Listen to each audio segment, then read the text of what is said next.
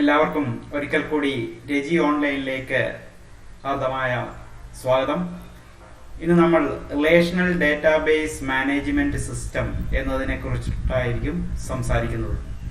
കഴിഞ്ഞ ദിവസം നമ്മൾ ഡേറ്റ മോഡലുകളെ കുറിച്ചിട്ട് പറഞ്ഞപ്പോൾ അവിടെ റെക്കോർഡ് ബേസ്ഡ് ഡേറ്റ മോഡലുകളുടെ ഒരു ഭാഗം റിലേഷണൽ ഡേറ്റാബേസ് മാനേജ്മെന്റ് സിസ്റ്റങ്ങളെ കുറിച്ചിട്ട് പറയുകയുണ്ടായി. ആ റിലേഷണൽ ഡേറ്റാബേസ് മാനേജ്മെന്റ് സിസ്റ്റങ്ങളുടെ പ്രത്യേകതകളെ കുറിച്ചിട്ടാണ് ഇന്ന് ഞാൻ നിങ്ങളോട് സംസാരിക്കുന്നത്. റിലേഷണൽ ഡേറ്റാബേസ് മാനേജ്മെന്റ് സിസ്റ്റം അത് ഇൻവെന്റ് ചെയ്തത് EF കോഡ് എന്ന് പറയുന്ന വ്യക്തിയാണ്. അദ്ദേഹം ഒരു റിലേഷണൽ ഡേറ്റ മോഡൽ അദ്ദേഹത്തിന്റെ ചില റൂളുകളുടെ അടിസ്ഥാനപ്പെടുത്തിയിട്ട് സജസ്റ്റ് ചെയ്യുകയുണ്ടായി. അങ്ങനെ സജസ്റ്റ് ചെയ്യപ്പെട്ട ആ റൂളുകളുടെ അടിസ്ഥാനത്തിലാണ് റിലേഷണൽ ഡേറ്റ മോഡലുകൾ നമ്മൾ വിശദീകരിക്കുന്നത്. ആ റൂളുകളെ അടിസ്ഥാനപ്പെടുത്തിയിട്ട് ചില പ്രത്യേകതകളുള്ള DBMSകളാണ് നമ്മൾ relational data model management system അഥവാ RDBMS എന്ന് വിളിക്കുന്നത്. നിങ്ങൾക്ക് ഈ കോഴ്സ് തുടങ്ങിയപ്പോൾ തന്നെ പറഞ്ഞ ചില DBMSകളെ കുറിച്ചിട്ട് ഓർമ്മ കാണും. മൈക്രോസോഫ്റ്റിന്റെ ആക്സസ്, അല്ലെങ്കിൽ ഒറാക്കിൾ ഡേറ്റാബേസ്, അല്ലെങ്കിൽ MySQL. ഇപ്പോൾ ഈ തരത്തിലുള്ള മിക്ക DBMSകളും റിലേഷണൽ ഡേറ്റാബേസ് മാനേജ്മെന്റ് സിസ്റ്റം എന്ന് പറയുന്ന ഗണത്തിൽ ഉൾപ്പെടുന്നതാണ്. അദ്ദേഹത്തിന്റെ ഈ ഗോൾഡൻ റൂളുകളെ അടിസ്ഥാനപ്പെടുത്തിയിട്ടാണ് ഇത് നമ്മൾ RDBMS എന്ന് വിളിക്കുന്നത്. അതിന്റെ ബേസിക് ഐഡിയ, ഈ റിലേഷണൽ ഡേറ്റാബേസ് മാനേജ്മെന്റ് സിസ്റ്റത്തില് ഡേറ്റ യൂസറിന് പ്രസന്റ് ചെയ്യുന്നത് റിലേഷൻസ് ആയിട്ടായിരിക്കും. റിലേഷൻസ് അഥവാ ടേബിളുകളായിട്ടായിരിക്കും ഡേറ്റ പ്രസന്റ് ചെയ്യുന്നത്. ടേബിളുകൾ എന്ന് പറഞ്ഞു കഴിഞ്ഞാൽ നിങ്ങൾക്കറിയാം, അത് റോസും കോളംസും ആയിട്ട് ഡേറ്റ അറേഞ്ച് ചെയ്ത് വെക്കുന്ന ഒരു പ്രത്യേക രീതിയിലുള്ള അറേഞ്ച്മെന്റ്സ് ആണ്.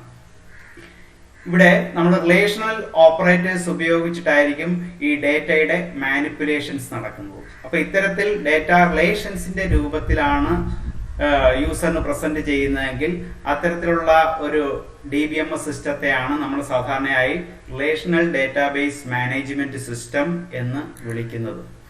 ഇതിന് ഒരു റിലേഷണൽ സ്കീമ, നമ്മൾ ഡേറ്റ സ്റ്റോർ ചെയ്ത് വെച്ചിരിക്കുന്ന ടേബിളുകൾക്ക് ഒരു റിലേഷണൽ സ്ട്രക്ചർ കാണും. ആ സ്ട്രക്ചർ, ഇപ്പൊ എക്സാമ്പിൾ ആയിട്ട് ഞാനിവിടെ ഒരു സ്റ്റുഡന്റിന്റെ ഒരു ടേബിൾ കാണിക്കുകയാണ്. അവിടെ റോൾ നമ്പർ എന്ന് പറയുന്ന ഒരു ആട്രിബ്യൂട്ട് നിങ്ങൾക്ക് കാണാം, നെയിം എന്ന് പറയുന്ന ഒരു ആട്രിബ്യൂട്ട് കാണാം, ഡേറ്റ് ഓഫ് ബർത്ത് എന്ന് പറയുന്ന ഒരു ആട്രിബ്യൂട്ട് കാണാം, ഏജ് എന്ന് പറയുന്ന ഒരു ആട്രിബ്യൂട്ട് കാണാം. അപ്പൊ ഈ ഒരു സ്റ്റുഡന്റ് എന്റിറ്റി നമ്മൾ ഡിസൈൻ ചെയ്യുമ്പോൾ, അല്ലെങ്കിൽ അതിന്റെ സ്ട്രക്ചറുകൾ നമ്മൾ ഡിഫൈൻ ചെയ്ത് വെക്കുമ്പോൾ, ആ സ്റ്റുഡന്റ് എന്റിറ്റിയുമായിട്ട് ബന്ധപ്പെടുന്ന 4 ആട്രിബ്യൂട്ടുകളാണ് നമ്മൾ ഈ റിലേഷനിൽ എടുത്ത് സ്റ്റോർ ചെയ്യാനായിട്ട് ഉദ്ദേശിക്കുന്നത്. അതായത് അതിന്റെ roll number, name, date of ബർത്തും ഏജും. അതുകൊണ്ട് തന്നെ ഈ 4 ക്വാണ്ടിറ്റികളെയും, ഈ റോൾ നമ്പറിനെയും നെയിമിനെയും ഡേറ്റ് ഓഫ് ബർത്തിനെയും ഏജിനെയും നമ്മൾ ആട്രിബ്യൂട്ട് അഥവാ കോളങ്ങൾ അഥവാ ഫീൽഡുകൾ എന്നായിരിക്കും വിളിക്കുന്നത്. പിന്നീട് ഇതില് നിങ്ങൾക്ക് ഒരു ആ റിലേഷൻ കാണിച്ചിരിക്കുമ്പോൾ ഒരു ഹെഡർ റോ കാണാൻ പറ്റും. ആ ഹെഡർ റോയിൽ സാധാരണ നമ്മൾ ആ ആട്രിബ്യൂട്ടുകളായിരിക്കും സ്പെസിഫൈ ചെയ്ത് വെച്ചിരിക്കുന്നത്, കോളങ്ങളുടെ ഹെഡിങ്ങുകളായിട്ട്.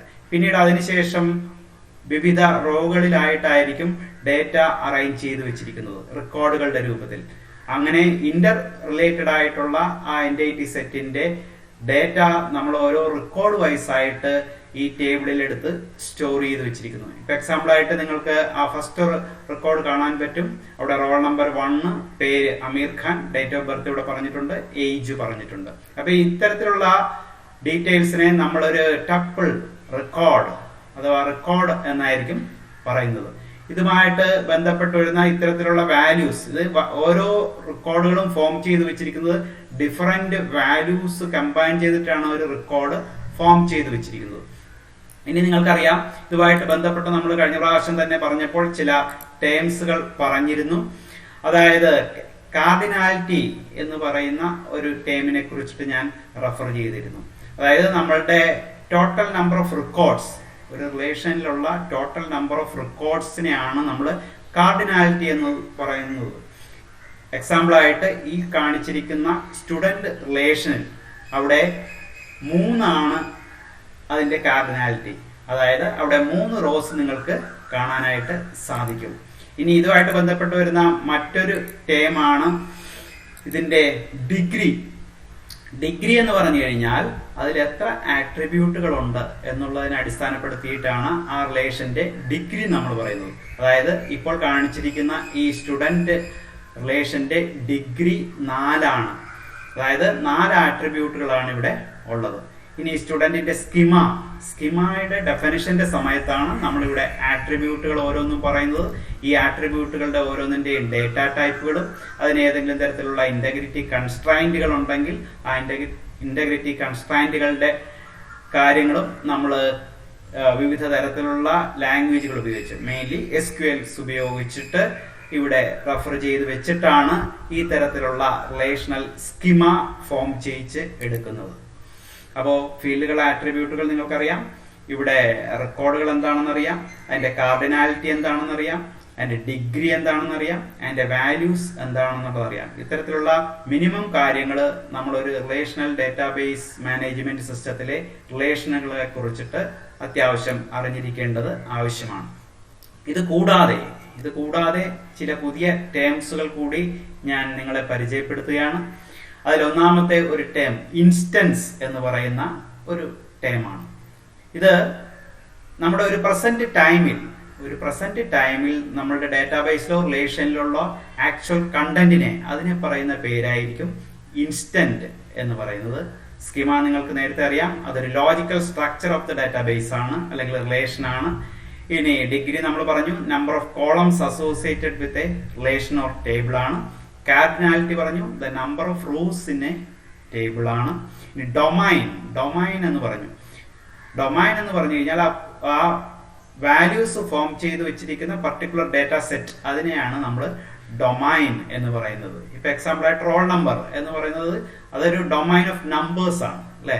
1 മുതൽ നിങ്ങൾക്ക് വേണമെങ്കിൽ അതിന്റെ ഫൈനൽ ലിമിറ്റ് പറയാം 50 വരെയോ അല്ലെങ്കിൽ 100 വരെയൊക്കെയുള്ള വാല്യൂസ് ഉൾപ്പെടുത്തിക്കൊണ്ടാണ് നമ്മൾ ആ റോൾ നമ്പർ ഫോം ചെയ്ത് വെച്ചിരിക്കുന്നത്. അല്ലെങ്കിൽ നെയിം എന്ന് പറയുന്ന ആട്രിബ്യൂട്ടിന്റെ ഡൊമൈൻ നിങ്ങൾക്ക് കൺസിഡർ ചെയ്ത് കഴിയുമ്പോൾ അവിടെ നിങ്ങൾക്ക് അപ്പർ കേസ് ആൽഫബറ്റുകളോ അല്ലെങ്കിൽ ലോവർ കേസ് ആൽഫബറ്റുകളോ അല്ലെങ്കിൽ ഡോട്ട് എന്ന് പറയുന്നതൊക്കെ ആയിരിക്കും അതിന്റെ ഡൊമൈൻ ആയിട്ട് നിങ്ങൾക്ക് പറയാൻ പറ്റുന്നത്. അല്ലെങ്കിൽ ഡേറ്റ് ഓഫ് ബർത്ത് എന്ന് പറയുന്ന ഒരു കറസ്പോണ്ടിങ് ആട്രിബ്യൂട്ട് ഉണ്ടെങ്കിൽ അതിന്റെ ഡൊമൈൻ എന്ന് പറയുന്നത് കറസ്പോണ്ടിങ് ആയിട്ട് ഡേറ്റുകളായിരിക്കും അതിന്റെ ഡൊമൈൻ. ഇനി ഇത് കൂടാതെ മറ്റൊരു ടേം RDBMSുമായിട്ട് ബന്ധപ്പെട്ട് വരുന്ന മറ്റൊരു ടേമാണ് എക്സ്റ്റൻഷൻ. അതായത് നേരത്തെ നമ്മൾ പറഞ്ഞതിൽ നിന്ന് വ്യത്യസ്തമായിട്ട് ഒരു പർട്ടിക്കുലർ ടൈമിൽ നിങ്ങൾക്ക് കുറച്ച് റെക്കോർഡുകളെ ചിലപ്പോൾ ആ ടേബിളിൽ അല്ലെങ്കിൽ റിലേഷനിൽ സ്റ്റോർ ചെയ്ത് കാണത്തുള്ളൂ. എന്നാൽ അതിനുശേഷം കുറച്ചു ടൈം കൂടി കഴിയുമ്പോൾ അതിലേക്ക് ചിലപ്പോൾ പുതിയ റെക്കോർഡുകൾ ആഡ് ചെയ്യപ്പെടാം. ഇതിനെയാണ് അതിന്റെ എക്സ്റ്റൻഷൻ എന്ന് പറയുന്നത്. അതായത് ടപ്പിൾസിന് ചേഞ്ചസ് വരാം, ടപ്പിൾസ് ക്രിയേറ്റ് ചെയ്യപ്പെടാം, അല്ലെങ്കിൽ ഡിസ്ട്രോയ് ചെയ്യപ്പെടാം, അല്ലെങ്കിൽ അപ്ഡേറ്റ് ചെയ്യപ്പെടാം. അപ്പൊ ഓരോ ടൈമിലും അതിലുള്ള ടപ്പിൾസുകൾ ഇങ്ങനെ മാറിക്കൊണ്ടിരിക്കും. അപ്പൊ ഇതിനെ നമ്മൾ എക്സ്റ്റൻഷൻ എന്നാണ് പറയുന്നത്. ഇപ്പൊ ഇവിടെ എക്സാമ്പിൾ ആയിട്ട് ഒരു എംപ്ലോയി ടേബിൾ നിങ്ങൾക്ക് കാണാം. എംപ്ലോയി നമ്പറും എംപ്ലോയി നെയിമും ഡിപ്പാർട്ട്മെന്റും സ്റ്റോർ ചെയ്ത് വെച്ചിരിക്കുന്നു. അത് അറ്റ് ടൈം T1 എന്ന് പറയുന്ന ടൈമിൽ അതിൽ 2 റെക്കോർഡുകൾ മാത്രമാണുള്ളത്. 1001ഉം 1002ഉം എംപ്ലോയി നമ്പർ 1001ഉം 1002ഉം സ്റ്റോർ ചെയ്ത് വെച്ചിരിക്കുന്ന 2 റെക്കോർഡുകൾ മാത്രമേ ഉള്ളൂ. എന്നാൽ കുറച്ച് സമയം കഴിഞ്ഞപ്പോൾ അതിലേക്ക് കൂടുതൽ റെക്കോർഡുകൾ ആഡ് ചെയ്യപ്പെട്ടു. 1003, 1004, 1005 എന്ന് പറയുന്ന എക്സ്റ്റൻഷൻ ആ പറയുന്ന കറസ്പോണ്ടിങ് റിലേഷന് സംഭവിച്ചു എന്ന് നമുക്ക് പറയാൻ പറ്റും. ഇനി ഇന്റൻഷൻ എന്ന് പറയുന്നത് അതിന്റെ പെർമനന്റ് ഇൻഡിപെൻഡന്റ് ആയിട്ട് ടൈമിന് ഇൻഡിപെൻഡന്റ് ആയിട്ട് ആ റിലേഷനിലുള്ള കാര്യങ്ങളെയാണ് നമ്മൾ ഇന്റൻഷൻ എന്ന് പറയുന്നത്. അത് മറ്റൊരു ടേമാണ് RDBMSുമായിട്ട് ബന്ധപ്പെട്ട് നമ്മൾ ഉപയോഗിക്കുന്ന മറ്റൊരു ടേമാണ്. It is the permanent part of the relation. അത് ആ റിലേഷന്റെ പെർമനന്റ് പാർട്ടായിരിക്കും. ആ റിലേഷനിലെ കറസ്പോണ്ടിങ് ആയിട്ടുള്ള സ്കിമയുടെ ഡെഫിനിഷനിൽ വരുന്ന കാര്യങ്ങളായിരിക്കും നമ്മൾ അതിന്റെ പെർമനന്റ് പാർട്ടുകളായിട്ട് നമ്മൾ പറയുന്നത്. നേരത്തെ നിങ്ങൾ എഴുതി വെച്ചിരിക്കുന്ന ആ കോമ്പിനേഷൻ ഓഫ് റിലേഷൻസ് നോക്കുക. അതിന്റെ സ്ട്രക്ചറും അതിന്റെ ഇന്റഗ്രിറ്റി കൺസ്ട്രൈന്റുകളും സാധാരണ നമ്മൾ അതിന്റെ DDL, അത് നമ്മൾ വീണ്ടും പഠിക്കുന്നതായിരിക്കും. DDL എന്ന് പറയുന്ന ഡേറ്റ ഡെഫിനിഷൻ ലാംഗ്വേജ് ഉപയോഗിച്ചിട്ട് അതിന്റെ സ്കീമ ഡിഫൈൻ ചെയ്യും. ആ സ്കീമ ഡിഫൈൻ ചെയ്യുമ്പോൾ നിങ്ങൾക്ക് കാണാൻ സാധിക്കും ഇവിടെ നമ്മൾ എംപ്ലോയി എന്ന് പറയുന്ന ഒരു റിലേഷനെ കുറിച്ചിട്ട് പറയാണ്. അപ്പൊ employee number 4 not null values അതിൽ വരാനായിട്ട് പറ്റില്ല. Employee number, employee name character 20, department character 10. അപ്പൊ ഇത്രയും ഡേറ്റ ഇത് പെർമനന്റ് ആയിട്ട് നമ്മൾ ആ എംപ്ലോയി എന്ന് പറയുന്ന റിലേഷന്റെ സ്കീമ ഡിഫൈൻ ചെയ്ത് വെക്കുമ്പോൾ ഇന്റഗ്രിറ്റി കൺസ്ട്രെയിന്റ് ആയിട്ടുള്ള നോട്ട് നൾ എന്നൊക്കെ ഉള്ള വാല്യൂസ് കൂടെ ഉൾപ്പെടുത്തിക്കൊണ്ട് നമ്മൾ ഡിഫൈൻ ചെയ്ത് വെക്കുന്നതാണ്. ഇതിനെയാണ് ആ റിലേഷന്റെ അല്ലെങ്കിൽ ആ എംപ്ലോയി എന്ന് പറയുന്ന റിലേഷന്റെ ഇന്റൻഷൻ എന്ന് നമ്മൾ സാധാരണ വിളിക്കുന്നത്. Read only data is repeated sometimes to increase the availability. നമ്മുടെ കൺട്രോൾ റിഡൻഡൻസിക്ക് വേണ്ടിയിട്ട് അത്യാവശ്യം ചെയ്യേണ്ട ഒരു കാര്യത്തെ കുറിച്ചിട്ടാണ് പറയുന്നത്. Read only data is repeated sometimes.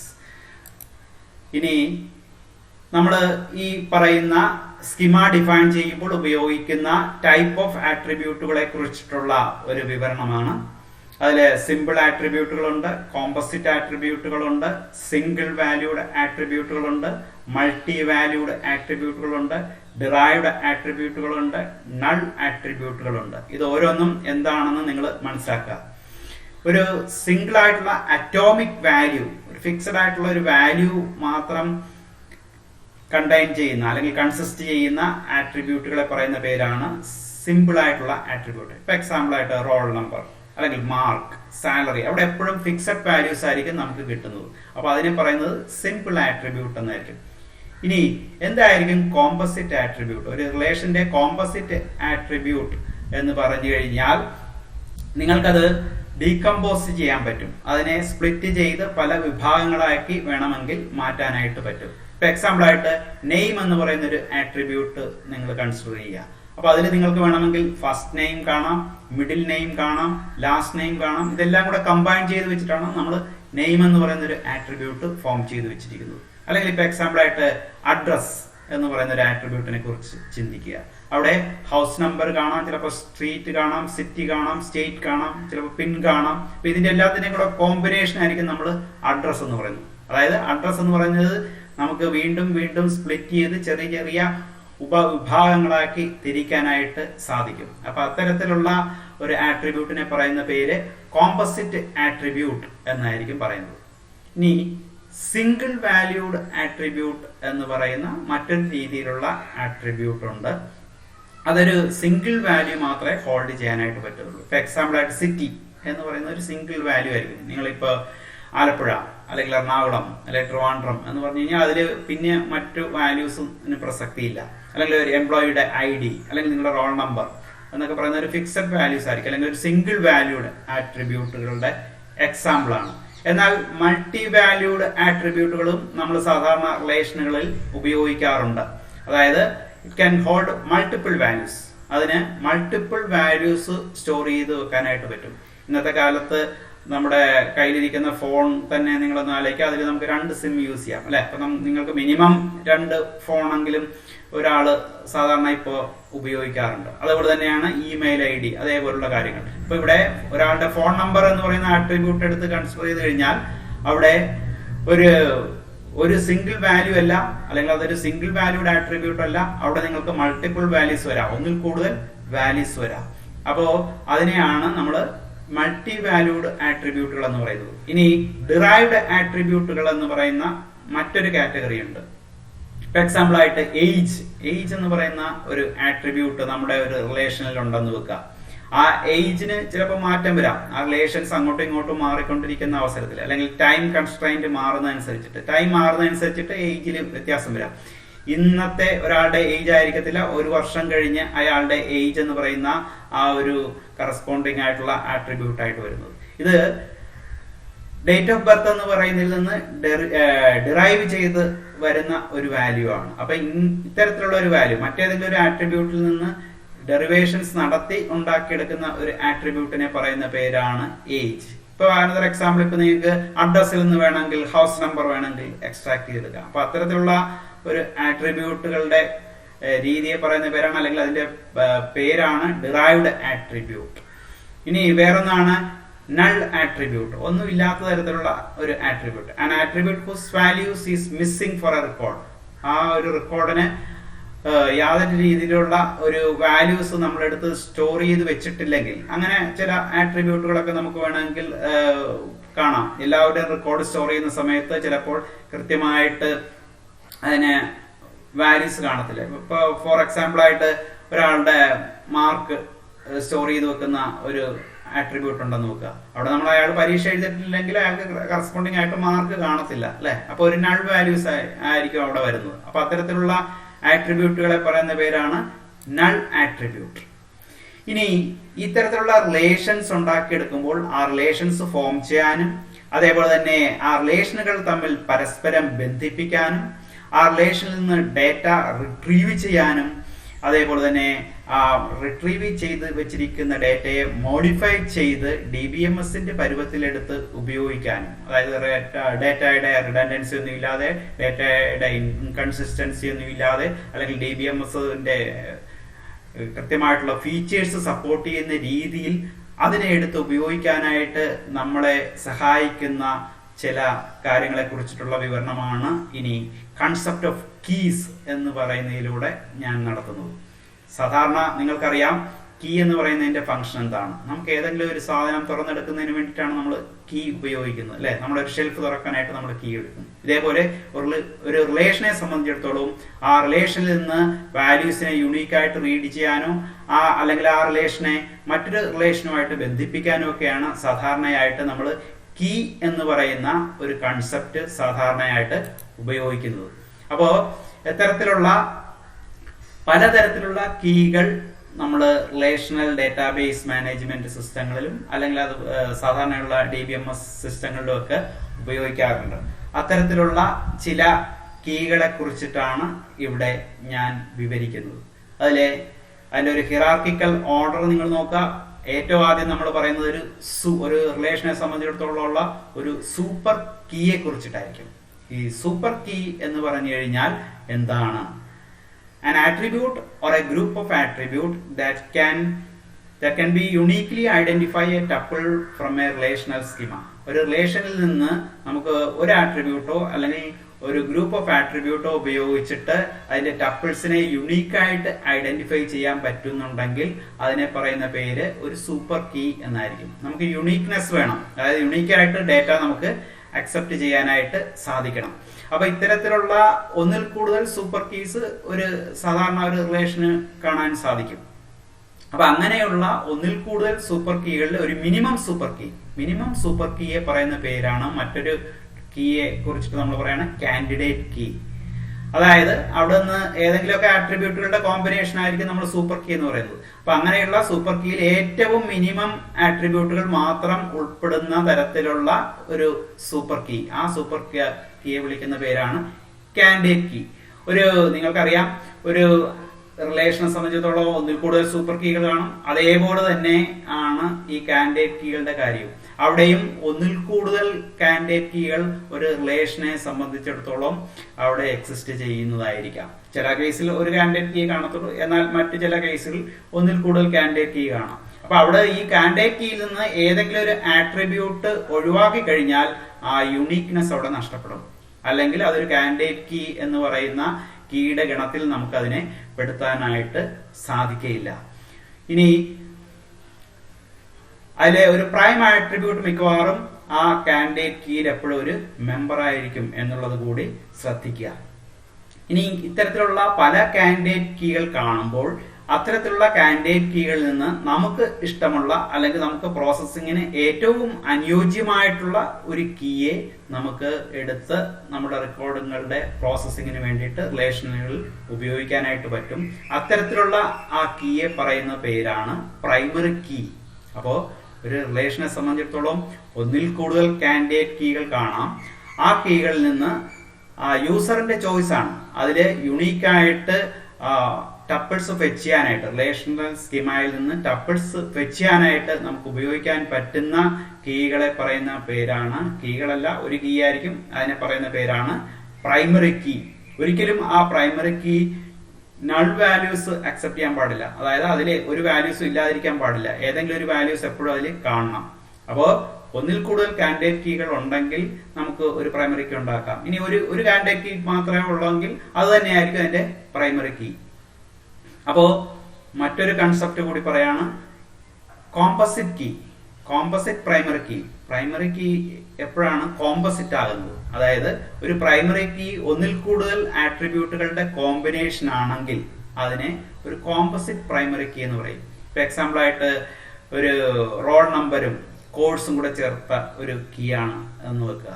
അപ്പൊ അവിടെ രണ്ട് ആട്രിബ്യൂട്ടുകളുണ്ട്. റോൾ നമ്പർ എന്ന് പറയുന്ന ഒരു ആട്രിബ്യൂട്ട് ഉണ്ട്, ഒരു കോഴ്സ് കോഡ് എന്ന് പറയുന്ന ഒരു ആട്രിബ്യൂട്ട് ഉണ്ട്. അത് രണ്ടും കൂടെ ചേർന്ന് കഴിഞ്ഞാൽ വേണമെങ്കിൽ നമുക്ക് ഒരു പ്രൈമറി കീ ആയിട്ട് ഉപയോഗിക്കാം. ഇത്തരത്തിൽ ഒന്നിൽ കൂടുതൽ ആട്രിബ്യൂട്ടുകളുടെ കോമ്പിനേഷൻ ആണ് നമ്മൾ പ്രൈമറി കീ ആയിട്ട് ഉപയോഗിക്കുന്നതെങ്കിൽ അതിനെ പറയുന്ന പേരായിരിക്കും ഒരു കോമ്പോസിറ്റ് പ്രൈമറി കീ. ഇനി മറ്റൊരു കൺസെപ്റ്റ് ആണ്, എന്തായിരിക്കും ആൾട്ടർനേറ്റ് കീകൾ അല്ലെങ്കിൽ എന്താണ് സെക്കൻഡറി കീകൾ. നമ്മൾ നേരത്തെ പറഞ്ഞു ഒരു റിലേഷന് യുണീക്കായിട്ട് ഐഡന്റിഫൈ ചെയ്യാൻ പറ്റുന്ന സൂപ്പർ കീകൾ കാണാം. ആ സൂപ്പർ കീകളിൽ നിന്നുള്ള മിനിമം കീകളെയാണ് നമ്മൾ കാൻഡിഡേറ്റ് കീ എന്ന് പറയുന്നത്. ആ കാൻഡിഡേറ്റ് കീയിൽ നിന്ന് അനുയോജ്യമായിട്ടുള്ള ഒന്നിനെയായിരിക്കും നമ്മൾ പ്രൈമറി കീ ആയിട്ട് സെലക്ട് ചെയ്യുന്നത്. അപ്പോൾ ഇപ്പൊ ഒരു 4 കാൻഡിഡേറ്റ് കീകൾ ഒരു റിലേഷൻ ഉണ്ടെന്ന് വെക്കുക. നമ്മൾ അതിൽ ഒരെണ്ണത്തിനെ പ്രൈമറി കീ ആക്കി വെച്ചു, ബാക്കി 3 കീകൾ അവിടെ കാൻഡിഡേറ്റ് കീകളായിട്ട് തന്നെ അവശേഷിക്കും അല്ലെ. അപ്പൊ അത്തരത്തിലുള്ള കീകളെ പറയുന്ന പേരാണ് ആൾട്ടർനേറ്റ് കീ, സെക്കൻഡറി കീ. അതായത് കാൻഡിഡേറ്റ് കീകളുടെ ലിസ്റ്റിൽ നിന്നും പ്രൈമറി കീ മാറിക്കഴിഞ്ഞാൽ അവശേഷിക്കുന്ന മറ്റുള്ള കാൻഡിഡേറ്റ് കീകളെ വിളിക്കുന്ന പേരാണ് ആൾട്ടർനേറ്റ് കീ അഥവാ സെക്കൻഡറി കീസ്. ഇനി വേറൊന്നാണ് യുണീക് കീ എന്ന് പറയുന്ന ഒരു കൺസെപ്റ്റ്. അത് പ്രൈമറി കീ പോലെ തന്നെയാണ്, but can accept null values.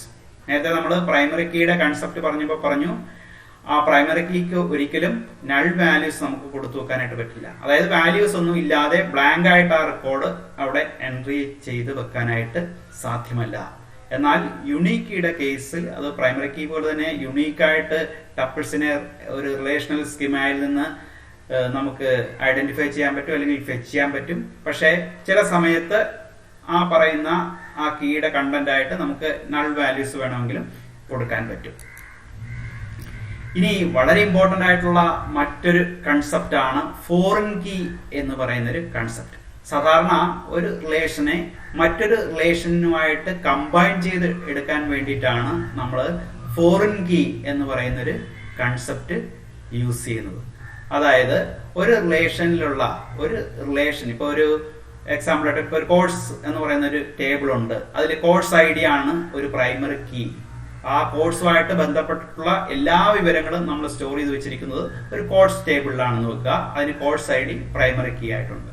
ഇനി നമ്മുടെ സ്റ്റുഡന്റിന്റെ വിവരങ്ങളെല്ലാം കൂടി ഒരു സ്റ്റുഡന്റ് ടേബിളിൽ എടുത്ത് സ്റ്റോർ ചെയ്ത് വെച്ചിരിക്കുകയാണ്. നിങ്ങൾക്ക് ഈ സ്റ്റുഡന്റിന്റെ ടേബിളും അല്ലെങ്കിൽ സ്റ്റുഡന്റ് റിലേഷനും ഈ കോഴ്സ് റിലേഷനും തമ്മിൽ ബന്ധിപ്പിക്കണമെങ്കിൽ സാധാരണ ഏതെങ്കിലും ഒരു കോമൺ കീ ഉപയോഗിച്ചിട്ടായിരിക്കും, അല്ലെങ്കിൽ രണ്ടിലും അവൈലബിൾ ആയിട്ടുള്ള ഏതെങ്കിലും ഒരു പ്രത്യേക ആട്രിബ്യൂട്ടോ അല്ലെങ്കിൽ ഒന്നിൽ കൂടുതൽ ആട്രിബ്യൂട്ടുകൾ ഉപയോഗിച്ചിട്ടായിരിക്കും നമ്മൾ ടേബിളുകൾ തമ്മിൽ പരസ്പരം റിലേഷൻസ് എസ്റ്റാബ്ലിഷ് ചെയ്ത് എടുക്കുന്നത്.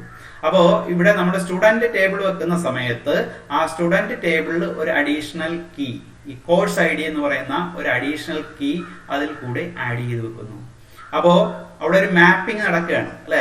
കറസ്പോണ്ടിങ് ആയിട്ട് ഒരു സ്റ്റുഡന്റിന്റെ വിവരം പറയുമ്പോൾ സ്റ്റുഡന്റിന്റെ വിവരങ്ങൾക്ക് ശേഷം പിന്നെ നമ്മൾ ഒരു കോഴ്സ് ഐ ഡി കൂടെ വെക്കുകയാണ്. കോഴ്സ് ഐ ഡി 1 എന്ന് പറഞ്ഞു കഴിഞ്ഞാൽ കമ്പ്യൂട്ടർ സയൻസ് ആണ്. കോഴ്സ് ഐ ഡി 2 എന്ന് പറഞ്ഞു കഴിഞ്ഞാൽ മാത്തമാറ്റിക്സ് ആണ്. കോഴ്സ് ഐ ഡി 3 എന്ന് പറഞ്ഞു കഴിഞ്ഞാൽ ഹിസ്റ്ററി ആണ്. കോഴ്സ് ഐ ഡി 4 എന്ന് പറഞ്ഞു കഴിഞ്ഞാൽ ഇലക്ട്രോണിക്സ് ആണ്. അപ്പോ അതുമായിട്ട് ബന്ധപ്പെട്ടുള്ള വിവരങ്ങൾ, കോഴ്സുമായിട്ട് ബന്ധപ്പെട്ടുള്ള എല്ലാ വിവരങ്ങളും കോഴ്സ് ടേബിളിലാണുള്ളത്. അപ്പൊ ഇവിടെ നോക്കി, ഒരു ടേബിളിലുള്ള ഒരു പ്രൈമറി കീ നമ്മുടെ ടേബിളിൽ എടുത്ത് ആ ടേബിളുമായിട്ട് റിലേഷൻ എസ്റ്റാബ്ലിഷ് ചെയ്യാൻ വേണ്ടിയിട്ട് ഉപയോഗിക്കുമ്പോൾ നമ്മുടെ ടേബിളിൽ ഉപയോഗിക്കുന്ന മറ്റ് ടേബിളിലെ ആ പ്രൈമറി കീയെ നമ്മുടെ ടേബിൾ വരുമ്പോൾ പറയുന്ന പേര് ഒരു ഫോറിൻ കീ എന്നായിരിക്കും. ഇപ്പൊ ഞാൻ പറഞ്ഞ ഈ എക്സാമ്പിളിൽ, അതായത് ഈ സ്റ്റുഡന്റ് റിലേഷനും കോഴ്സ് ഐ ഡിയിലും സ്റ്റുഡന്റിൽ നമ്മളൊരു കോഴ്സ് ഐ ഡി ആഡ് ചെയ്യുകയാണ്. അപ്പൊ ആ സ്റ്റുഡന്റിലുള്ള ആ കോഴ്സ് ഐ ഡിയെ നമ്മൾ എന്ത് വിളിക്കും? ഒരു ഫോറിൻ കീ എന്നായിരിക്കും വിളിക്കുന്നത്. ഇനി ആ ഫോറിൻ കീയുടെ പ്രത്യേകത എന്താണ്? അത് മറ്റൊരു റിലേഷനിലെ, അതായത് ഇപ്പൊ ഞാൻ പറഞ്ഞ എക്സാമ്പിളിൽ കോഴ്സ് എന്ന് പറയുന്ന ആ റിലേഷനിലെ ഒരു പ്രൈമറി കീ ആയിരിക്കും. അപ്പോ ഇത് സ്റ്റുഡന്റ് എന്ന് പറയുന്ന ടേബിളും കോഴ്സ് എന്ന് പറയുന്ന ടേബിളും പരസ്പരം നമുക്കൊരു റിലേഷൻ എസ്റ്റാബ്ലിഷ് ചെയ്ത് എടുക്കാൻ വേണ്ടിയിട്ടാണ് സാധാരണയായിട്ട് നമ്മൾ ഫോറിൻ കീ എന്ന് പറയുന്ന ഒരു കൺസെപ്റ്റ് യൂസ് ചെയ്യുന്നത്. സാധാരണ നമ്മൾ പ്രോഗ്രാം ഒക്കെ ചെയ്യുന്ന സമയത്തോ ഡേറ്റ ഫെച്ച് ചെയ്യുന്ന സമയത്തോ ഒന്നിൽ കൂടുതൽ ടേബിളുകളിൽ നിന്നൊക്കെ ഡേറ്റ ഫെച്ച് ചെയ്യേണ്ടൊക്കെ വരുന്ന അവസരങ്ങളിൽ അല്ലെങ്കിൽ ഡേറ്റ മോഡിഫൈ ചെയ്യേണ്ടതായിട്ടുള്ള അവസരങ്ങളിലൊക്കെ നമുക്ക് വളരെ ഉപകാരപ്രദമായിട്ട് ഉപയോഗിക്കാൻ പറ്റുന്ന ഒരു കീയുടെ കൺസെപ്റ്റാണ് ഈ ഫോറിൻ കീ എന്ന് പറയുന്ന ഒരു കൺസെപ്റ്റ്. ഇതിന്റെ ഒരു എക്സാമ്പിൾ ഇവിടെ കാണിച്ചിട്ടുണ്ട്. ഈ കീകളുടെ കൺസെപ്റ്റ് മനസ്സിലാക്കാനായിട്ടുള്ള ഒരു എക്സാമ്പിൾ ഒരു ടേബിളിന്റെ സഹായത്തോടു കൂടി ഞാനിവിടെ കാണിച്ചു വെച്ചിട്ടുണ്ട്. ഒരു സ്റ്റുഡന്റ് ടേബിളാണ്. അതിന്റെ ആട്രിബ്യൂട്ടുകൾ 5 ആട്രിബ്യൂട്ടുകൾ അല്ലെങ്കിൽ അതിന്റെ ഡിഗ്രി ഓഫ് ദ റിലേഷൻ 5 ആണ്. രജിസ്റ്റർ നമ്പർ ഉണ്ട്, നെയിം ഉണ്ട്, അഡ്രസ് ഉണ്ട്, ഡേറ്റ് ഓഫ് ബർത്ത് ഉണ്ട്, മാർക്സ് ഉണ്ട്. നിങ്ങൾക്ക് കാണാം രജിസ്റ്റർ നമ്പർ 101 അനു, അഡ്രസ് നക്ഷത്ര ആലപ്പുഴ, അതിന്റെ ഡേറ്റ് ഓഫ് ബർത്ത് പറഞ്ഞിട്ടുണ്ട്, മാർക്സ് കിട്ടിയ മാർക്കുകൾ പറഞ്ഞിട്ടുണ്ട്. രണ്ടാമത്തത് 102 രേഷ്മ കാർത്തിക മാവേലിക്കര, അതിന്റെ ഡേറ്റ് ഓഫ് ബർത്ത് പറഞ്ഞിട്ടുണ്ട്, മാർക്ക് പറഞ്ഞിട്ടുണ്ട്. അപ്പൊ ഇങ്ങനെയുള്ള 4 റോകൾ അല്ലെങ്കിൽ ഇവിടെ ഈ പറയുന്ന റിലേഷന്റെ കാർഡിനാലിറ്റി 4 ആണ് എന്ന് പറയാം. അപ്പൊ ഇതിലുള്ള കീകളെ കുറിച്ചിട്ട് നമുക്കൊന്ന് നോക്കാം. അല്ലെങ്കിൽ നേരത്തെ നമ്മൾ പറഞ്ഞ സൂപ്പർ കീ എന്ന് പറഞ്ഞു കഴിഞ്ഞാൽ എന്തായിരിക്കും, അല്ലെങ്കിൽ യുണീക്ക് ആയിട്ട് ഈ പറയുന്ന ഈ സ്റ്റുഡന്റ് റിലേഷനിൽ നിന്ന് എങ്ങനെ നമുക്ക് ടപ്പിൾസിനെ ഫെച്ച് ചെയ്യാൻ പറ്റും. ഇപ്പൊ നോക്കുക, നെയിമും അഡ്രസ്സും ഡേറ്റ് ഓഫ് ബർത്തും, നെയിമും അഡ്രസ്സും ഡേറ്റ് ഓഫ് ബർത്തും കൂടെ എടുത്തു കഴിഞ്ഞാൽ അതൊരു യുണീക്കായിട്ട് ഈ പറയുന്ന ടേബിളിൽ നിന്ന് ഒരു പർട്ടിക്കുലർ റോയെ നിങ്ങൾക്ക് ഐഡന്റിഫൈ ചെയ്യിച്ച് എടുക്കാൻ പറ്റും, അല്ലെങ്കിൽ ഒരു റെക്കോർഡിനെ ഐഡന്റിഫൈ ചെയ്യിച്ച് എടുക്കാൻ പറ്റും. അതുകൊണ്ട് അതിനൊരു സൂപ്പർ കീ ആണ്. ഇനി മറ്റൊരു സൂപ്പർ കീ ആണ് register number name date of birth എന്ന് പറഞ്ഞു കഴിഞ്ഞാൽ അതൊരു വീണ്ടും ഒരു സൂപ്പർ കീ ആണ്. രജിസ്റ്റർ നമ്പർ ഉണ്ട്, നെയിം ഉണ്ട്, ഡേറ്റ് ഓഫ് ബർത്ത് ഉണ്ട്. അതും വീണ്ടും മറ്റൊരു തരത്തിലുള്ള ഒരു കറസ്പോണ്ടിങ് ആയിട്ടുള്ള ഒരു സൂപ്പർ കീ ആണ്. ഇതുപോലുള്ള പല സൂപ്പർ കീകൾ ഇനിയും ഈ പറയുന്ന റിലേഷനിലുണ്ട്. എല്ലാം കൂടെ ഞാനിവിടെ വിവരിക്കുന്നില്ല. ഇനി അതുപോലെ തന്നെ ഇതിന്റെ ഒരു കാൻഡിഡേറ്റ് കീ നോക്കുക. കാൻഡിഡേറ്റ് കീ അതായത് ഒരു മിനിമം സൂപ്പർ കീ ആയിരിക്കും. ഇപ്പൊ ഞാൻ എഴുതി വെച്ചിരിക്കുന്ന ഈ ഫസ്റ്റ് സൂപ്പർ കീയിൽ നിന്ന് ഡേറ്റ് ഓഫ് ബർത്ത് വേണമെങ്കിൽ നമുക്ക് ഒഴിവാക്കിയാലും നമുക്ക് യുണീക്ക് ആയിട്ട് ഈ പറയുന്ന ഡേറ്റയെ ഐഡന്റിഫൈ ചെയ്യാനായിട്ട് പറ്റും. അതുകൊണ്ട് നെയിം അഡ്രസ്, നെയിമും അഡ്രസ്സും എന്ന് പറയുന്നത് എന്താണ്, അത് നമുക്ക് വേണമെങ്കിൽ ഒരു കാൻഡിഡേറ്റ് കീ ആയിട്ട് കൺസിഡർ ചെയ്യാം. അതേപോലെ തന്നെ ഈ രണ്ടാമത്തെ ഈ സൂപ്പർ കീയിൽ നിന്ന് register number name date of birth എന്ന് പറയുന്ന ആ രജിസ്റ്റർ എന്ന് പറയുന്ന ആ സൂപ്പർ കീയിൽ നിന്ന് ഞാൻ ഈ നെയിമും ഡേറ്റ് ഓഫ് ബർത്ത് ഒഴിവാക്കുകയാണ്. എങ്കിൽ കൂടി കറസ്പോണ്ടിങ് ആയിട്ടുള്ള ഒരു രജിസ്റ്റർ നമ്പർ എന്ന് പറയുന്ന നമ്പർ ഉപയോഗിച്ചിട്ട് എനിക്ക് വേണമെങ്കിൽ എന്ത് ചെയ്യാം, ഈ പറയുന്ന റിലേഷനിൽ നിന്ന് ടപ്പിൾസിനെ കൃത്യമായിട്ട് ഐഡന്റിഫൈ ചെയ്തെടുക്കാൻ പറ്റും. അപ്പൊ ഇവിടെ 2 കാൻഡിഡേറ്റ് കീകളെ കുറിച്ചിട്ട് ഞാൻ പറഞ്ഞു.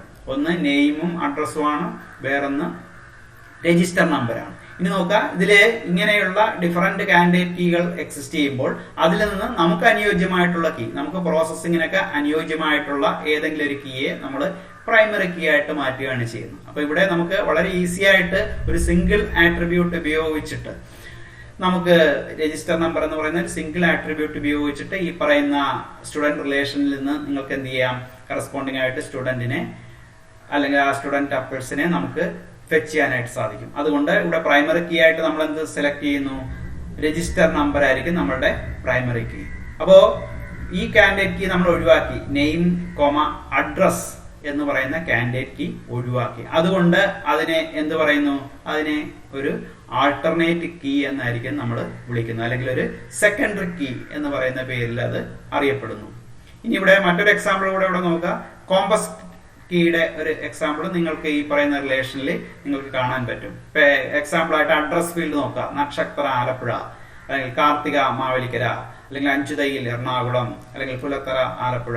അത് ഈ അഡ്രസ് ഫീൽഡാണ്. അപ്പൊ അവിടെ ഒരു ഹൗസ് നെയിമും നിങ്ങൾക്ക് കാണാൻ പറ്റും, ഒരു പ്ലേസും കാണാൻ പറ്റും, അല്ലെ? അപ്പൊ ഇത് ഒന്നിൽ കൂടുതൽ കീകളായിട്ട് അതിനെ വേണമെങ്കിൽ നമുക്ക് സ്പ്ലിറ്റ് ചെയ്യാം. ഹൗസ് നെയിം ആയിട്ട് സ്പ്ലിറ്റ് ചെയ്യാം, നമ്മുടെ സിറ്റിയുടെ നെയിം ആയിട്ട് വേണമെങ്കിലൊക്കെ അതിനെ സ്പ്ലിറ്റ് ചെയ്യാൻ പറ്റും. അപ്പൊ അത്തരത്തിലുള്ള കീയെ നമ്മൾ പറയുന്ന പേര് കോമ്പോസിറ്റ് കീകൾ എന്നായിരിക്കും. അപ്പൊ ഈ ഒരു എക്സാമ്പിൾ ഉപയോഗിച്ചിട്ട് സാധാരണ ഉപയോഗിക്കുന്ന സൂപ്പർ കീയുടെയും കാൻഡിഡേറ്റ് കീയുടെയും പ്രൈമറി കീയുടെയും അല്ലെങ്കിൽ ആൾട്ടർനേറ്റ് കീയുടെയും കോമ്പോസിറ്റ് കീയുടെയൊക്കെ ഒരു കൺസെപ്റ്റ് നിങ്ങൾക്ക് കിട്ടിക്കാണുമെന്നാണ് ഞാൻ വിചാരിക്കുന്നത്.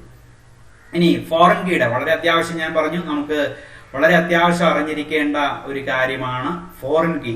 ആ ഫോറിൻ കീയുടെ ഒരു എക്സാമ്പിൾ അല്ലെങ്കിൽ അത് നിങ്ങൾക്ക് മനസ്സിലാക്കാൻ വേണ്ടിയിട്ട് ഞാനിവിടെ 3 ടേബിളുകളെ നിങ്ങളുടെ മുന്നിൽ അവതരിപ്പിക്കുകയാണ്. ഒന്ന് ഒരു സ്റ്റുഡന്റ് ടേബിൾ, 3 ആട്രിബ്യൂട്ടുകളുണ്ട്, റോൾ നമ്പർ, നെയിം, മാർക്ക്, അല്ലെ വാല്യൂസ് ഒന്നും ഞാൻ കൊടുത്തിട്ടില്ല.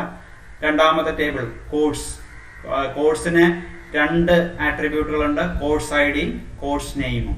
ഇനി അതേപോലെ തന്നെ ഏതെങ്കിലും ഒരു പർട്ടിക്കുലർ സ്റ്റുഡന്റ് ഏതെങ്കിലും ഒരു പർട്ടിക്കുലർ കോഴ്സിലേക്ക് ജോയിൻ ചെയ്ത് കഴിയുമ്പോൾ നമ്മൾ എൻറോൾമെന്റ് സംഭവിക്കും. ആ എൻറോൾമെന്റ് ഡേറ്റ നമ്മൾ എൻറോൾ എന്ന് പറയുന്ന ഒരു ടേബിളിലേക്ക് എഴുതി വെക്കും, അല്ലെങ്കിൽ റിലേഷനിലേക്ക് എഴുതി വെക്കും. ആ എൻറോൾമെന്റിന്റെ അല്ലെങ്കിൽ എൻറോൾ ടേബിളിന്റെ ഡീറ്റെയിൽസ് നോക്കുക, റോൾ നമ്പർ, ഏത് കോഴ്സിലാണ് ജോയിൻ ചെയ്തതെന്നുള്ളത് നമ്മൾ എഴുതി വെക്കും. അപ്പൊ ഇവിടെ നോക്കിയാൽ 3 ടേബിളുകളുണ്ട്. ഈ 3 ടേബിളുകളിലെ ഈ roll number course I D എന്ന് പറയുന്നത് ഈ എൻറോൾ റിലേഷനിൽ ഫോറിൻ കീസ് ആണ്. അത് രണ്ടും ഫോറിൻ കീ ആണ്. ഈ സ്റ്റുഡന്റിനെ സംബന്ധിച്ചിടത്തോളം സ്റ്റുഡന്റിലെ ഒരു കറസ്പോണ്ടിങ് ആയിട്ടുള്ള പ്രൈമറി കീ ആണ് റോൾ നമ്പർ. അതുപോലെ തന്നെ കോഴ്സ് എന്ന് പറയുന്ന ടേബിളിനെ സംബന്ധിച്ചിടത്തോളം കോഴ്സ് ഐ ഡി അവിടുത്തെ ഒരു പ്രൈമറി കീ ആണ്.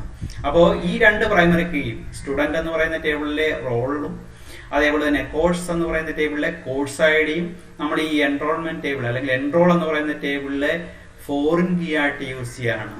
അല്ലെങ്കിൽ ഈ പറയുന്ന എൻറോൾ എന്ന് പറയുന്ന റിലേഷന്റെ ഒരു കോമ്പോസിറ്റ് പ്രൈമറി കീ ആയിരിക്കും. ഈ രണ്ടും കൂടെ ചേർന്നിട്ടായിരിക്കും ഇതിന്റെ ഒരു പ്രൈമറി കീ പറയുന്നത്.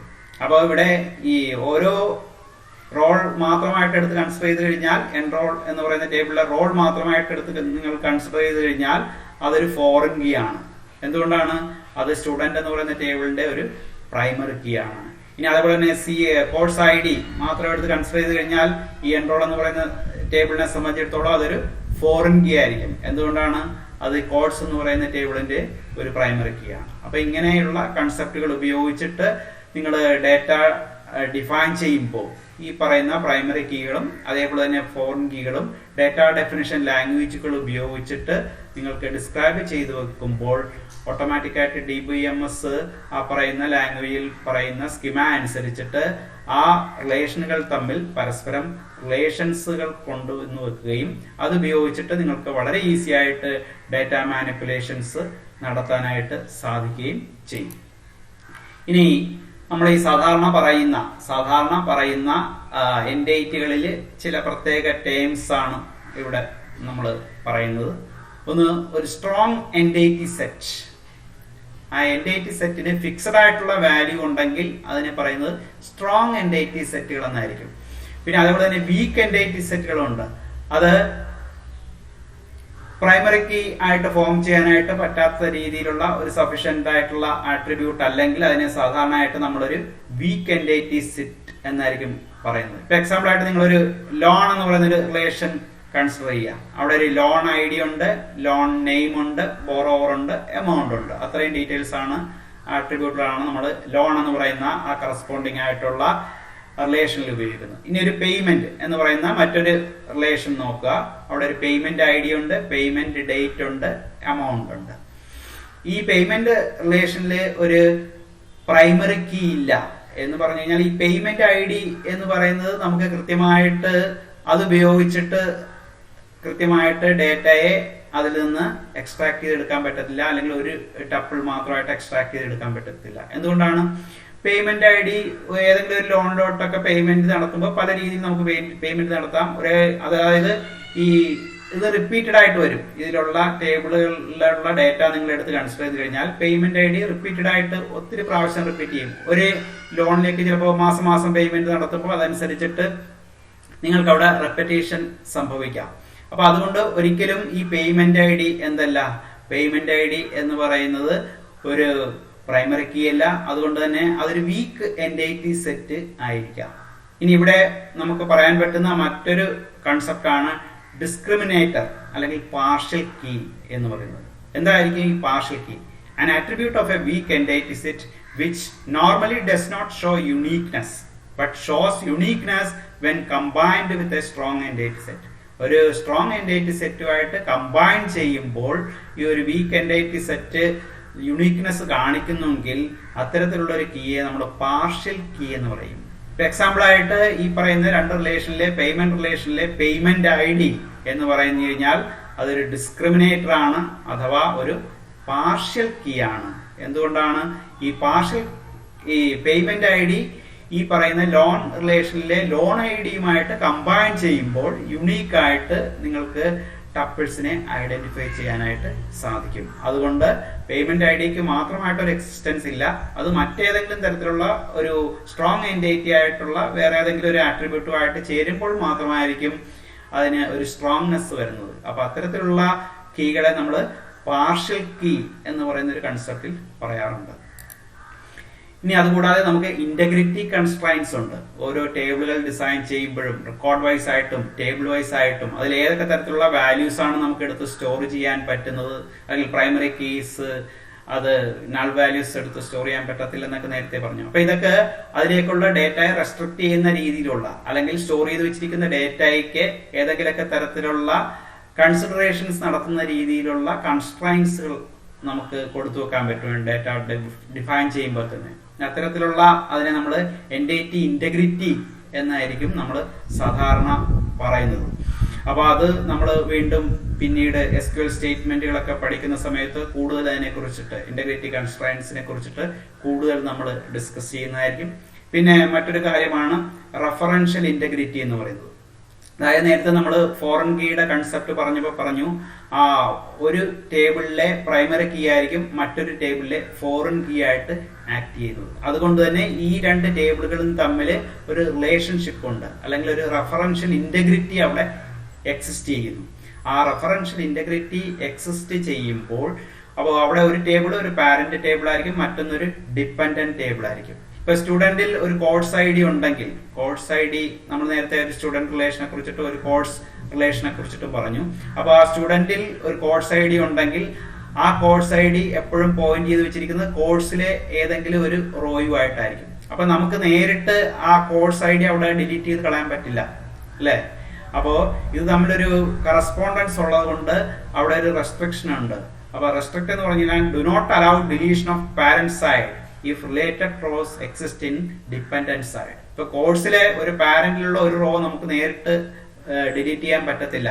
അത് എവിടെയെങ്കിലും ഡിപ്പെൻഡന്റ് ആയിട്ട് മറ്റേതെങ്കിലും ഒരു റോയിൽ അത് ഒരു ഫോറിൻ കീ ആയിട്ടൊക്കെ ഉപയോഗിക്കുകയാണെങ്കിൽ അതിനെ നമുക്ക് ഒരിക്കലും റെസ്ട്രിക്ട് ചെയ്ത് ഡിലീഷൻ നടക്കത്തില്ല.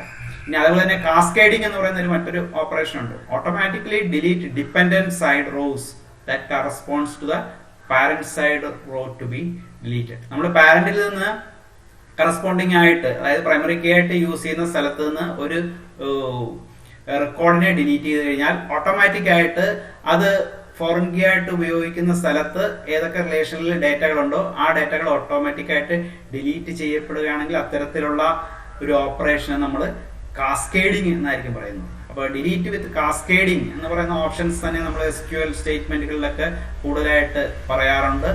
അപ്പോൾ റെസ്ട്രിക്ഷൻസ് ഉണ്ട്, അതേപോലെ തന്നെ കാസ്കേഡിങ്ങും നമ്മളുടെ ഈ കേസിൽ നമുക്ക് പറയാവുന്നതാണ്. ഈ കാര്യങ്ങളെ കുറിച്ചിട്ട് നമ്മൾ SQL എന്ന് പറയുന്ന അതില് ആ ഒരു ടോപ്പിക്കിൽ കൂടുതൽ വിശദമായിട്ട് സംസാരിക്കുന്നതായിരിക്കും. ഇനി ഡേറ്റാബേസ് ലാംഗ്വേജുകളെ കുറിച്ചിട്ടാണ്. ഈ ഡേറ്റാബേസ് ഇത്തരത്തിലുള്ള റിലേഷനുകളൊക്കെ എക്സിസ്റ്റ് ചെയ്യുന്ന സമയത്ത് അതിനെ എടുത്ത് മാനിപ്പുലേറ്റ് ചെയ്യാനോ അല്ലെങ്കിൽ ഡേറ്റ ഡിഫൈൻ ചെയ്യാനോ അല്ലെങ്കിൽ അത് ഡിലീറ്റ് ചെയ്യാനോ ഒക്കെ വേണ്ടിയിട്ട് നമ്മൾ പലതരത്തിലുള്ള ലാംഗ്വേജുകൾ ഉപയോഗിക്കാറുണ്ട്. അത് പ്രധാനമായിട്ട് രണ്ട് കാറ്റഗറിയിലുള്ള ലാംഗ്വേജുകളാണുള്ളത്. ഒന്ന് പ്രൊസീജറൽ ലാംഗ്വേജും വേറൊന്ന് നോൺ പ്രൊസീജറൽ ലാംഗ്വേജും. നോൺ പ്രൊസീജറൽ ലാംഗ്വേജുകളിലാണ് നമ്മുടെ റിലേഷണൽ കാൽക്കുലസ് അല്ലെങ്കിൽ SQL സ്ട്രക്ചേർഡ് ക്വറി ലാംഗ്വേജുകളൊക്കെ വരുന്നത്. എന്നാൽ പ്രൊസീജറൽ ലാംഗ്വേജുകളിൽ എന്തൊക്കെ കാര്യങ്ങൾ ചെയ്യണം, എങ്ങനെ ചെയ്യണം എന്നതിനെ കുറിച്ചിട്ടുള്ള പൂർണ്ണമായിട്ടുള്ള വിവരങ്ങൾ കാണും. അതിന്റെ ഒരു എക്സാമ്പിൾ ആണ് റിലേഷണൽ ആൾജിബ്ര എന്ന് പറയുന്നത്. നോൺ പ്രൊസീജറൽ ഞാൻ നേരത്തെ പറഞ്ഞ പോലെ തന്നെ റിലേഷണൽ കാൽക്കുലസും ഉണ്ട്, SQL സ്റ്റേറ്റ്മെന്റ്സും ഉണ്ട്. നമ്മുടെ സ്റ്റഡിയിൽ SQL സ്റ്റേറ്റ്മെന്റ്സിനെ കുറിച്ചിട്ടുള്ള കൂടുതൽ വിശദമായിട്ടുള്ള സ്റ്റഡികൾ അടുത്ത വീഡിയോകളിൽ ഞാൻ നിങ്ങളുടെ മുന്നിൽ പ്രസന്റ് ചെയ്യുന്നതായിരിക്കും. ഇനി ഈ SQL തന്നെ പലതരത്തിലുള്ള സ്റ്റേറ്റ്മെന്റുകൾ നമ്മൾ സാധാരണയായിട്ട് ഉപയോഗിക്കാറുണ്ട്. അതിന്റെ ഇമ്പോർട്ടന്റ് ആയിട്ടുള്ള സ്റ്റേറ്റ്മെന്റുകളാണ് ഡാറ്റ ഡെഫിനിഷൻ ലാംഗ്വേജ് അല്ലെങ്കിൽ DDL എന്ന് പറയുന്ന സ്റ്റേറ്റ്മെന്റ്സ്. അത് ഡേറ്റാബേസുകളുടെ അല്ലെങ്കിൽ റിലേഷനുകളുടെ ഒക്കെ സ്കീമയൊക്കെ ഡിഫൈൻ ചെയ്ത് വെക്കാനായിട്ടാണ് നമ്മൾ സാധാരണയായിട്ട് ഉപയോഗിക്കുന്നത്. അത്തരത്തിലുള്ള 2-3 എക്സാമ്പിൾ ആയിട്ടുള്ള സ്റ്റേറ്റ്മെന്റുകൾ ആണ് ഇവിടെ കൊടുത്തിരിക്കുന്നത്. ക്രിയേറ്റ്, ആൾട്ടർ, ഡ്രോപ്പ് എന്നൊക്കെ പറയുന്നതാണ് ഡാറ്റ ഡെഫിനിഷൻ ലാംഗ്വേജുകളിൽ നമ്മൾ ഉപയോഗിക്കുന്ന സ്റ്റേറ്റ്മെന്റ്സ്. ഇനി ഡാറ്റ മാനിപ്പുലേഷൻ ലാംഗ്വേജ് നോക്കുക, DML എന്ന് പറയുന്ന തരത്തിലുള്ള സ്റ്റേറ്റ്മെന്റ്. അത് റെക്കോർഡുകളുടെ ഇൻസേർഷനും ഡിലീഷനും മോഡിഫിക്കേഷൻസിനും അല്ലെങ്കിൽ പൊതുവെ പറഞ്ഞു കഴിഞ്ഞാൽ അതിന്റെ മാനിപ്പുലേഷൻസിന് വേണ്ടിയിട്ടായിരിക്കും യൂസ് ചെയ്യുന്നത്.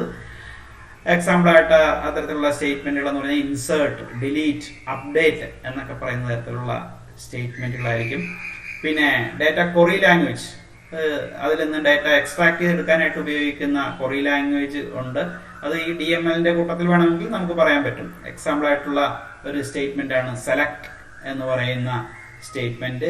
പിന്നെ വരുന്ന 2 വിഭാഗങ്ങളാണ് ഡാറ്റ കൺട്രോൾ ലാംഗ്വേജ്, DCL. അത് സാധാരണ നമ്മൾ ആദ്യം ഞാൻ ഡാറ്റാബേസ് പറഞ്ഞപ്പോൾ ഒരു അഡ്മിനിസ്ട്രേറ്റീവ് യൂസർ അല്ലെങ്കിൽ DBA കുറിച്ച് പറഞ്ഞിരുന്നു, ഡാറ്റാബേസ് അഡ്മിനിസ്ട്രേറ്റർ. സാധാരണ ആ DBA ഉപയോഗിക്കുന്ന രീതിയിലുള്ള ലാംഗ്വേജുകളെ ഉൾപ്പെടുന്നതാണ് ഡാറ്റ കൺട്രോൾ ലാംഗ്വേജ്. എക്സാമ്പിൾ ആയിട്ട് ഗ്രാൻഡ്, റിവോക്ക് എന്നൊക്കെ പറയുന്ന സ്റ്റേറ്റ്മെന്റ്. അതുപോലെ തന്നെയാണ് ഈ കമ്മിറ്റ്, റോൾ ബാക്ക്, അതുപോലെ തന്നെ സേവ് പോയിന്റ് എന്നൊക്കെ പറയുന്ന രീതിയിലുള്ള കമാൻഡുകൾ.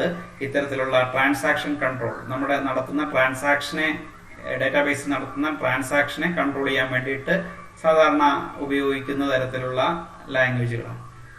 അപ്പോൾ ഇത്തരത്തിലുള്ള ലാംഗ്വേജുകളെ കുറിച്ചുള്ള വിശദമായിട്ടുള്ള സ്റ്റഡികൾ നമ്മൾ അടുത്ത വീഡിയോകളിൽ നിങ്ങൾക്ക് കാണാൻ സാധിക്കും. SQL സ്റ്റേറ്റ്മെന്റുകളെ കുറിച്ചുള്ള വിശദമായ സ്റ്റഡികളായിരിക്കും അടുത്ത വീഡിയോയിൽ ഞാൻ പ്രസന്റ് ചെയ്യുന്നത്. അപ്പോൾ ഇത്രയും സമയം എന്നെ കേട്ടുകൊണ്ടിരുന്ന എല്ലാവർക്കും നന്ദി അറിയിക്കുകയാണ്. ഈ ചാനൽ ഇഷ്ടപ്പെട്ടുവെങ്കിൽ നിങ്ങൾ സബ്സ്ക്രൈബ് ചെയ്യുക, മറ്റുള്ളവരിലേക്കും ഈ ചാനലിന്റെ ലിങ്കുകൾ എത്തിക്കുക. Thank you very much.